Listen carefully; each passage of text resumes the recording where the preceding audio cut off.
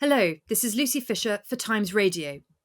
We're joined today by Imran Khan, the former Prime Minister of Pakistan and the country's leading opposition politician.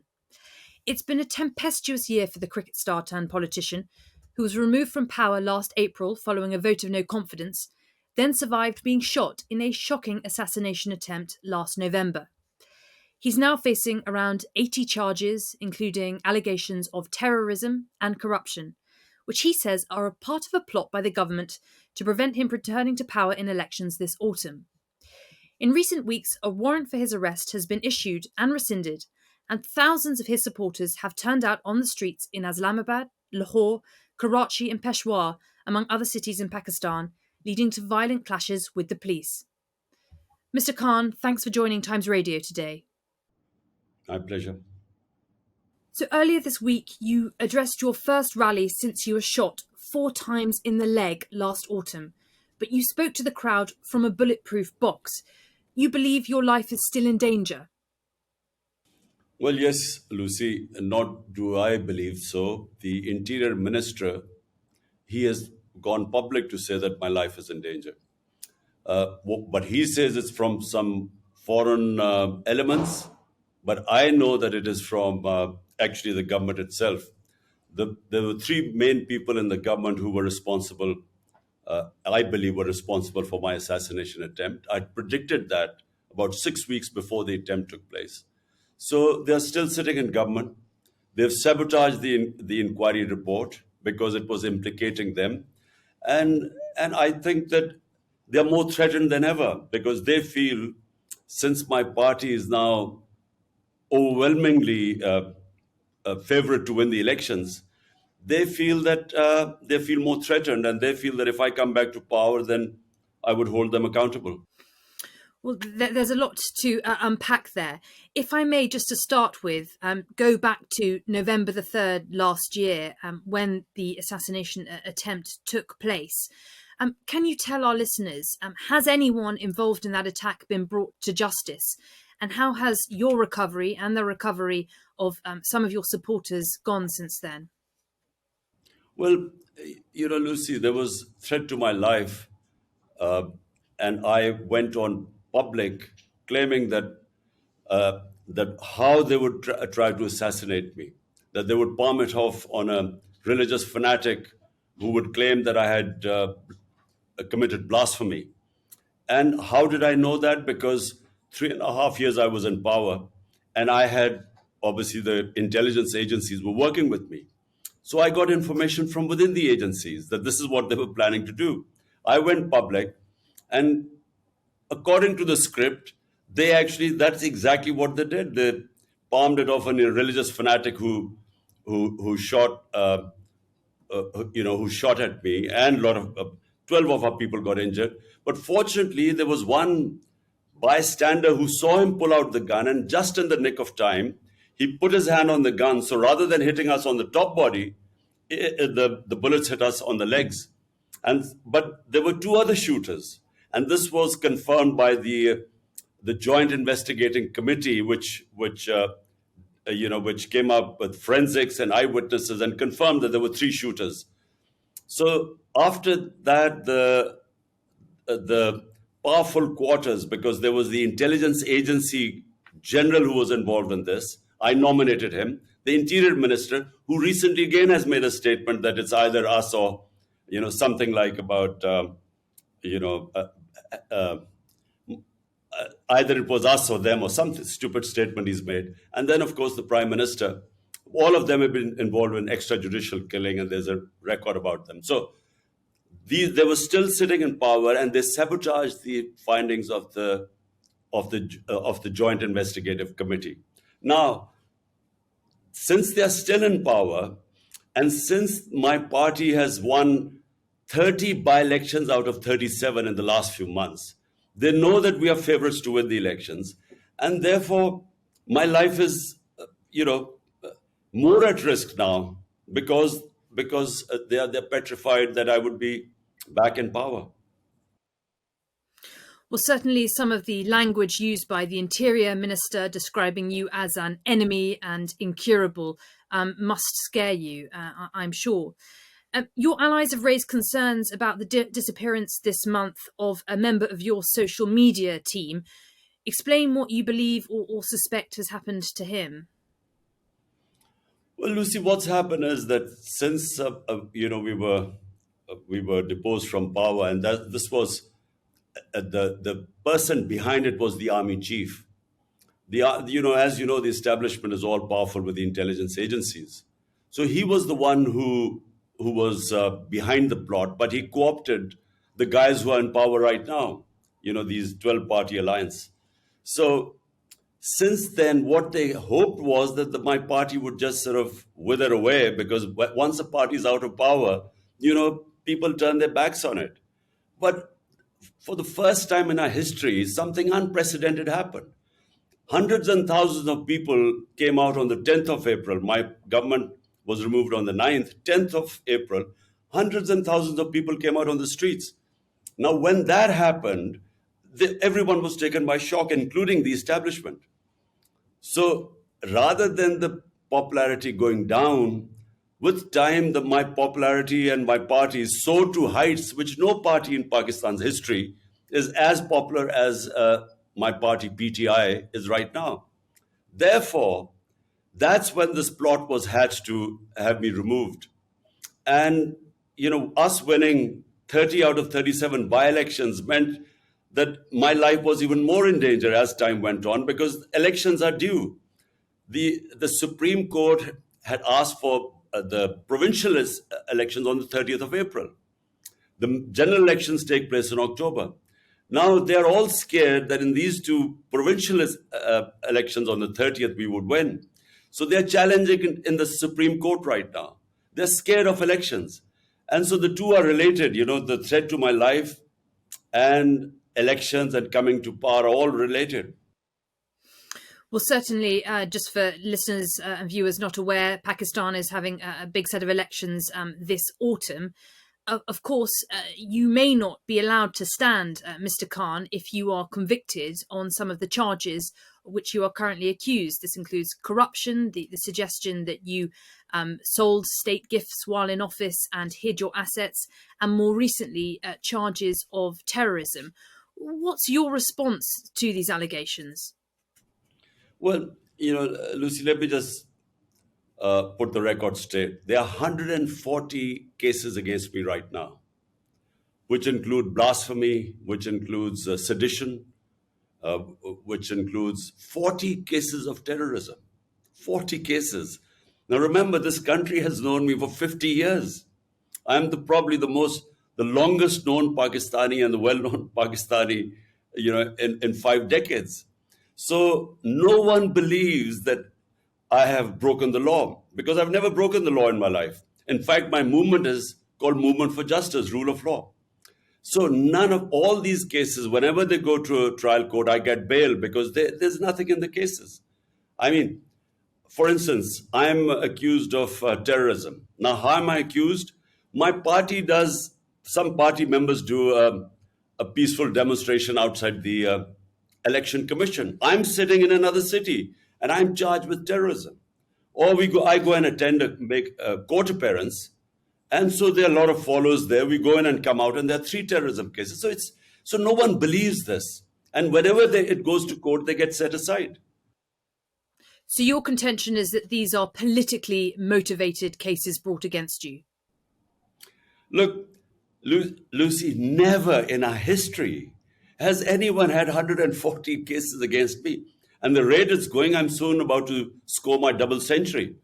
The problem is that, the cases they are slapping against me, no one believes them.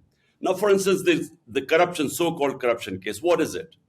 For 70 years, the law in Pakistan is that whether it's the prime minister, the ministers, or any generals, whenever they get a gift, it has to go to something what is called khana. There, they decide the value of the gift. Then they give you an opportunity. Do you want to retain it? If you retain it, in the past, it used to be 20%, used to pay and you used to take the gift. Mm-hmm. Now, in my time, it was 50%. So this is the law. Everything is on record. So whenever this case goes into court, this will be again dismissed. So, as you mentioned, there have been protests when you have been called to court. Your supporters have been out on the streets in cities across Pakistan. There have been violent clashes with the police. What's your message to your supporters now? Would you urge them to eschew violence? Lucy, look, let me correct the record again. My people have never indulged in violence, and I'll tell you why. A party that wants elections does not want violence, because violence is one thing that would delay the elections. Now, we've been asking for elections. The government parties do not want elections. So they have been blaming security. One is lack of funds and the other is security situation for delaying the elections. Now, if we were indulging in violence, we would actually be helping the government's narrative about lack of security. So my people have always been told that we do not want to have any clash or any violence. Now, you talked about my social media active, the guy who was my advisor, Azhar Mashwani, then our social media head in the southern province of Sindh. They have both been abducted. We do not know their whereabouts. They have disappeared for 7 days. But this is not the only situation. In the last 7 months, my chief of staff was abducted. He faced custodial torture. He was stripped naked. He was tortured. He was a professor from the US, who came back to help me. Then my Senator Azam Swati, this is all on media, you can Google it. He was picked up for tweeting. He made one tweet against General Bajwa. And on that tweet, they picked him up. They beat him in front of his grandchildren first. Then they took him to another place where they again stripped him naked. They tortured him. And this is all documented. So why are the supporters worried when the police comes with an illegal? There was no arrest warrant. This was an abduction. They all came to pick me up. The supporters were worried that I would again disappear, abducted, and tortured. So this is and then they know that these are the same people who tried to kill me. Hence, you see the worry amongst my supporters. They have never attacked the police. The police attacked my house with an illegal arrest. They came to pick me up. And from 3 sides, there were rangers, there were police, there was an armored car. For 24 hours, my house was under attack. And what you saw, what you call violence, when the police attacked them with tear gas shelling and pellet guns and God knows what, this water cannon with chemicals, there was resistance. And why was there resistance? By the way, there were 3 times I told my supporters, look, I'm going to go and give myself up. They would not allow me to give myself up because they were all scared that they would either kill me in prison or they would just, there are so many cases, they would just keep me for months. So there is no confidence in the government right now amongst my supporters. But they do not go and attack the police. In fact, 2,000 of my supporters are in jail right now. Our social media people have been picked up. If you look at what has happened to the media, there's a total clampdown on media. There's a blackout. The only reason they're going after social media because the mainstream media has blacked me out. And so social media is what now they're cracking down so that I have no visibility at all. Mm-hmm. And Mr. Khan, what happens next? As you say, I'm speaking to you as you are in your residence in Lahore. Your supporters have been mounting this defence of you when the police have arrived in recent days to try and pick you up or speak with you. What happens next? Are you going to have to rely on your supporters indefinitely until the elections to defend you in this way? Well, look, the reason why while this whole thing happened was when the police came to pick me up, they asked them, why have you come to pick me up? And they came up with this warrant that they wanted to produce me in court. But the law says that when I gave them an assurity, my lawyer gave them a surety guarantee that I would appear in the court, they can't. The law is very clear. There's section 676 of the law, which says if you give them an surety guarantee, they can't pick you up. And as it happened, I went and appeared in front of the court on that date. Okay. So they knew that this was what they were doing was abduction. That's why there was resistance. But what do I tell my supporters? That it is in our interest that there's no violence. because we want elections. It is in the interest of the government, which is trying to bring the security situation as an excuse to run away from the elections. Well, you certainly appear to be riding a wave of public support. I note a poll by Gallup this month putting your approval rating at 61% and that of the current Prime Minister, Shehbaz Sharif, on 36%. So looking ahead to the elections this autumn, what is your prospectus for government in Pakistan? Sorry, what did you mean? What is my... What are your key policies heading into the elections this autumn, which it looks like you could do very well based on the current polling? Now, Lucy, look, we will sweep the elections, and all the opinion polls say that, and the results of the by-elections, out of 37, we've swept 30, despite the establishment and the entire government machinery helping them. That's why they don't want elections. But look, what we need in Pakistan most of all is rule of law. Look, the difference between rich and poor countries is only one. Rich countries have rule of law and hence prosperity, and our countries are plundered by their own ruling elites because they're above law. This is the struggle, not just in Pakistan. It's in the entire developing world where you find these poor refugees trying to, risking their lives to go to the land of milk and honey like Europe and England. Why? Because there's rule of law. So they have level playing field. In our countries, unfortunately, the elite is above law. And this is the whole struggle going on in Pakistan. They've all ganged up against me.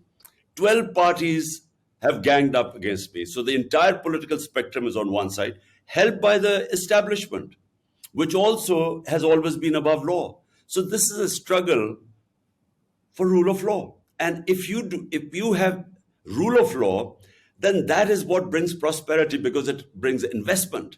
Our biggest asset for Pakistan are the overseas Pakistanis, which are 10 million. And their combined GDP is more than the GDP of 220 million Pakistanis. If we can have the enabling environment for them to invest in this country, Pakistan will stand on its own feet. I mean, I'm just giving you a very rough idea that unless you have rule of law, you cannot have prosperity. Because, we get robbed by our own elites who siphon off money, and it ends up in Western capitals and in offshore accounts. And as I said, it's the problem with, you look at the developing world, it's the same problem everywhere. So restoring rule of law is at the centre of your policy proposals for the country. Just a quick word, if I may, on Pakistan's fairly precarious financial situation. It is on the brink of default. How are you going to restore financial stability to the country? Well, this is, Lucy, the biggest challenge, because we had sort of balanced our economy like most of the developing world. COVID-19 hit us 2 years after 3.5 years, 2 years was managing COVID-19 and its effects. And then, we had the commodity super cycle. Suddenly the energy prices skyrocketed. So not just Pakistan, but most of the developing worlds suffered from balance of payments issues, because when the oil price during our time was between $110 to $115 per barrel, it's come down to $65 to $70. So when the prices went up, so we too had problems. But if you look at the economic survey of Pakistan a year ago, we had the best economic indicators in 17 years of Pakistan's economic history. And so we had managed to balance this. We got our country out of COVID-19, one of the top three countries that managed the virus, the corona effects of COVID-19, the best. We were rated as one of the best countries. And then we managed to pick up our economy. Now, when they pulled the plug, we had overshot all our targets that we had set, whether it was revenue collection, it was exports, it was remittances, it was agriculture and industrial output. So we were doing our best. But what happened was that after that, the new government came in, did not have a plan, markets lost confidence, political instability, because no one knew how, because the government maximum would have lasted for 1.5 years. The elections were this autumn anyway. So that in that political instability and then total incompetence to handle the economic situation, give a roadmap, that's when the economy went into a tailspin. So we lost 35% of the value of our currency in 10 months. Yeah, well, a lot to sort out on that front, on the financial situation. Mr. Khan, just a final word then about cricket and where cricket perhaps meets politics to bring your former life and your current life together, if I may. Tomorrow, the biggest franchise tournament in world cricket returns when the 16th edition of the Indian Premier League gets underway. India has banned Pakistani players from taking part since the Mumbai terror attacks in 2008, and there's no sign of that ban being lifted. The Board of Control for Cricket in India has long been accused of using this ban as a political weapon. My question to you is, would you call on other cricketing nations like England to push for Pakistani players to be allowed to play next year? Well, it is unfortunate, the relationship between Pakistan and India. There's a lot of arrogance in the way India now behaves in the cricketing world as a cricketing superpower. And because of their ability to generate a lot of funds, a lot more than any other country, I think they almost dictate now, as a sort of the arrogance of a superpower of, who they should play and who they shouldn't. And I find it strange that the Indian Cricket Board would take it out on the Pakistan cricket players. It's just reeks of arrogance. But Pakistan has now very good quality Super League too. And, foreign players come to Pakistan. And I think that, why, if India doesn't allow Pakistan players, so be it. Pakistan should, we have excellent a clutch of young cricketers coming up. And so we shouldn't worry about it. And of course, back in the day, you used to play for Sussex and I believe for Worcestershire. Have you, by chance, caught the current racism scandal that has beset English cricket? Look, I haven't had much time to watch cricket. To follow that. My life has sort of, hasn't given me the spare time in the last 4 years. But I read about the Yorkshire racism scandal. And look, from the time I started, and I started in 1971 as a teenager. And from that time to when I was finishing cricket in the sort of mid 80s, I saw a change take place in England. There was a lot of open racism in English cricket, in county cricket when I started. And by the end of my career, somehow, if there was racism, it went undercover. You did not have overt racism by the time I finished in the sort of mid to late 80s. But when I started off, there were all the time racist remarks on the cricket field.